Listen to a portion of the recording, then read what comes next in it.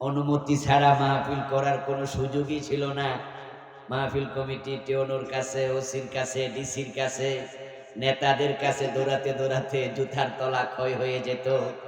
আলহামদুলিল্লাহ, অগাস্ট বিপ্লবের পরে এই 6 মাস মাহফিল করতে কারো অনুমতির প্রয়োজন। এই জমিনের মালিক কে? কোরআন কার কালাম? আল্লাহর জমিনে আল্লাহর কথা বলতে কারো অনুমতি দরকার আছে?